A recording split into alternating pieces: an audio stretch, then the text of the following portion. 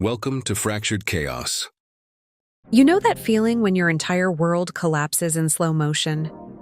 When the floor beneath you seems to disappear and you're left suspended in disbelief? That's exactly what happened to me 3 months ago at my sister Lily's birthday dinner when she walked in holding hands with a ghost from my past. A ghost with piercing blue eyes and that crooked smile that once made my heart race. My ex-boyfriend, James. I nearly dropped my champagne glass when our eyes met across the room. The way he looked at me, a mixture of shock and something else I couldn't quite place, told me everything I needed to know. He hadn't told her about us, about the 2 years we spent together before he disappeared without a trace, about the promises we made under starlit skies, about the ring I found hidden in his drawer the day before he left. I should have said something right then and there.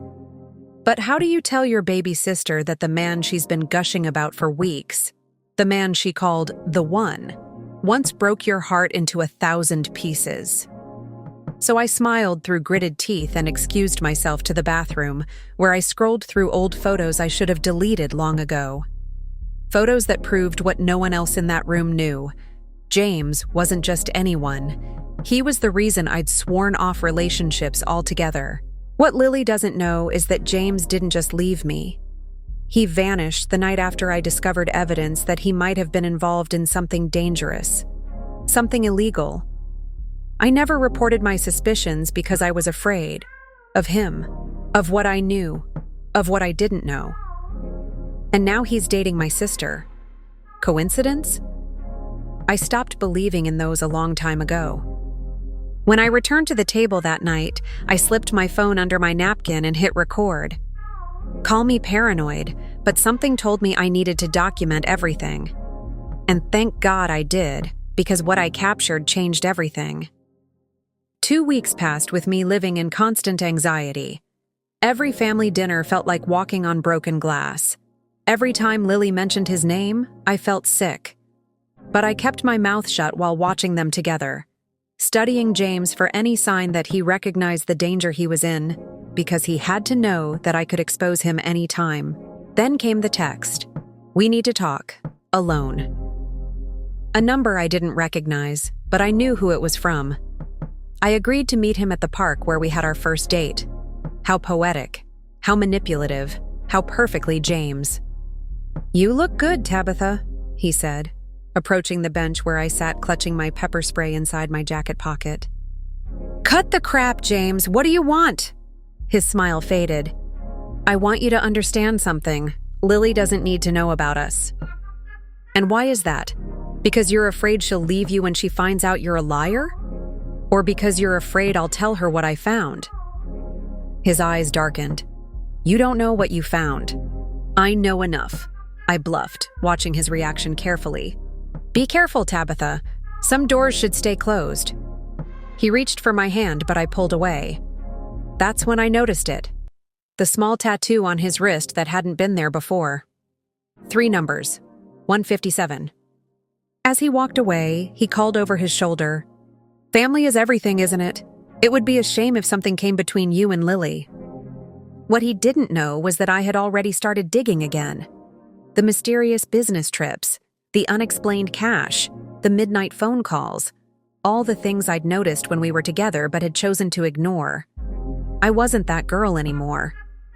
And underneath all my fear was a growing suspicion that James wasn't dating Lily by chance. He wanted something, and I was determined to find out what. That night, I did something I never thought I'd do. I broke into his car while he and Lily were at the movies. 15 minutes of panic and adrenaline led me to a hidden compartment under the spare tire. Inside was a burner phone and a small black notebook. I only had time to snap photos before headlights swept across the parking lot. But those photos? They were just the beginning of the rabbit hole I was about to fall into. He's not who you think he is, I whispered to myself as I pored over the notebook's contents in the safety of my apartment. Names, dates, amounts. It looked like a ledger of some kind. And there it was again. 157. The same number as his tattoo. A code? An identifier? Whatever it was, I needed more information. Remember how I said the recording from the birthday dinner changed everything? Here's what I heard when I finally listened to it. James on the phone while everyone else was singing happy birthday to Lily. She doesn't suspect anything. No, the sister's not a problem. Yes, I'll have access to everything once we're engaged. The sister. Me. Not a problem. Those words echoed in my head as I realized that Lily wasn't just dating my ex. She was dating someone who had specifically targeted her. But why? What did Lily have that James wanted?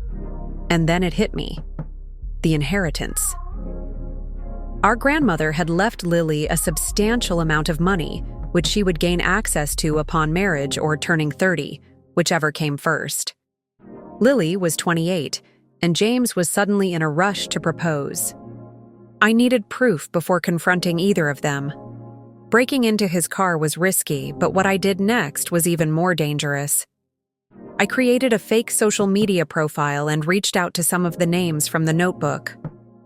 Looking for James. Project 157. Urgent. Within hours, I had multiple responses and a meeting set up with someone called the Handler. I was stepping into a world I knew nothing about, armed with nothing but determination and the pepper spray that never left my side. What I learned from that meeting in a deserted parking garage made my blood run cold. James wasn't just a con man. He was part of a sophisticated ring targeting wealthy families. They'd been watching our family for months before he accidentally bumped into me 3 years ago. I was never the target. I was the research. Through me, he learned everything about Lily, about our family dynamics, about the inheritance. When he realized I wasn't the one with the money, he disappeared, only to resurface in Lily's life with everything he needed to know already in his back pocket. The handler offered me a deal. Help them catch James and his partners, and they'd make sure my sister remained unharmed and unaware. I agreed, not fully understanding what I was signing up for. But that night, as I lay in bed trying to process everything, my phone buzzed with a text from Lily. I think James is going to propose this weekend. I had 3 days to save my sister from making the biggest mistake of her life. I spent the next day setting up hidden cameras in my apartment and arranging for Lily to find something that would lead her to me at exactly the right time. Then I invited James over, claiming I had something important to discuss. You know why I'm here, I said when he arrived, my heart pounding but my voice steady. To threaten me again? To try to ruin what Lily and I have? His charming facade was slipping. No, James. Or should I call you David? Or Michael? How many identities have you cycled through in the past decade? His expression changed instantly. Who have you been talking to? I slid a folder across the coffee table. I know about the others. The women. The stolen money. All of it. I know about Project 157. For the first time, I saw real fear in his eyes. You have no idea what you're dealing with, Tabitha. Actually, I do, and I want in. The shock on his face was worth every terrifying moment leading up to this. What? You heard me. I want a cut. You think I care about Lily getting scammed? Our parents always favored her, the golden child. While I struggled, she had everything handed to her. That inheritance should have been split equally. The lies tasted bitter, but I needed him to believe me. James studied me for a long moment. You're bluffing. I pulled out my phone and played a recording, not the one from the birthday party, but one the handler had given me, of James talking to his partners about their next target after Lily. 30%, I said, or I take everything I have to Lily and the police. A slow smile spread across his face. I always knew there was something special about you, Tabitha. Something like me. He reached for my hand, and this time I didn't pull away. As his fingers intertwined with mine, I felt nothing but disgust and determination. Partners, then, he said. Partners, I echoed, sealing the most dangerous deal of my life. What James didn't know was that every word was being recorded, and the handler's team was positioned outside, waiting for my signal. What I didn't know was that James had his own backup plan, one that would put both me and Lily in more danger than I could have imagined. James insisted on celebrating our new partnership with drinks. I agreed, knowing I needed to keep him talking. With each glass of whiskey, he revealed more about the operation, how they identified targets, how they manipulated them, how they extracted the money. Names were dropped, locations mentioned. I committed everything to memory while pretending to get drunker than I actually was. You know, he slurred slightly, his guard finally lowering. I really did like you, Tabitha. You weren't supposed to find that ring. I was going to break things off cleanly before moving on to Lily. The ring was real? I asked, genuinely surprised. Of course not, he laughed. But it would have made for a cleaner exit. You were getting too suspicious. And Lily isn't suspicious at all. Lily sees what she wants to see. She's so desperate for a great love story that she never questions anything. His dismissive tone made my blood boil. And after you marry her and get the money, what then? James drained his glass. Business trip overseas. Tragic accident. Grieving widow returns to the family that never liked him anyway. In that moment, I realized the full extent of his plan. This wasn't just about money. Lily's life was in danger. One problem, I said, trying to keep my voice steady. The inheritance has a clause. If Lily dies within 5 years of receiving it, everything goes to charity. James smiled. That's why there won't be a body. Just a missing persons case that eventually goes cold. I excused myself to the bathroom, where I sent the signal to the handler. 3 quick texts with no content. When I returned, James was on the phone, speaking rapidly in what sounded like Russian. Change of plans, he said when he hung up. We're meeting my associates tonight. They want to vet you personally. I knew then that he was on to me. The handler had warned me that if James suggested an immediate meeting, it meant he was suspicious. I needed to get out of there, but I couldn't let him know that I knew. Let me freshen up first, I said, heading back toward the bathroom.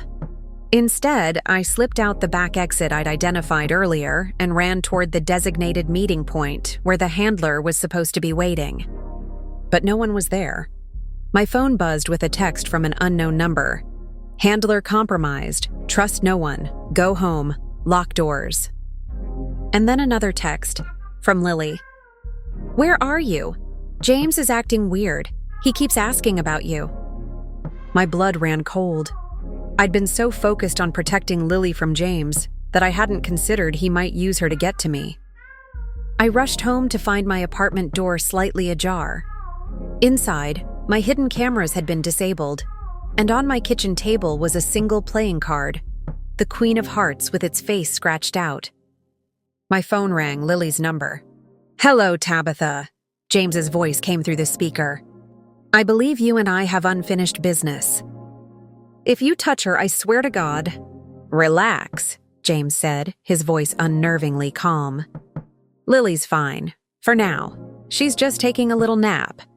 You know, you really should have better passwords on your devices. It was embarrassingly easy to find those photos you took of my notebook.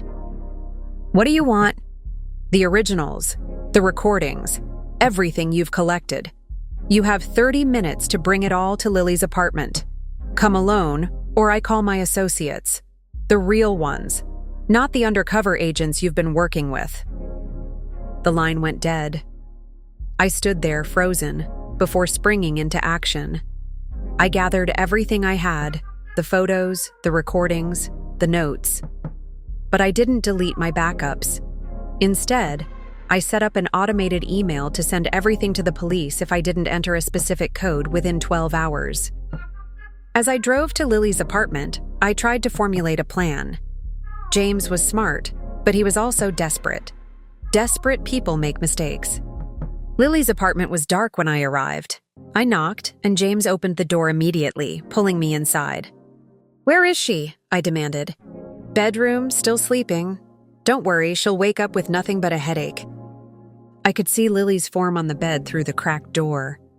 Everything's on this, I said, handing him a flash drive. Now let me take her and go. James laughed. You're not going anywhere. Neither of you.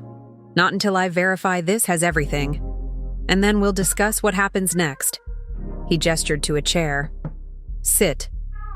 I sat, watching as he plugged the drive into Lily's laptop. As he scrolled through the files, I slowly reached into my pocket. "It's all there," I said. "Every recording, every photo."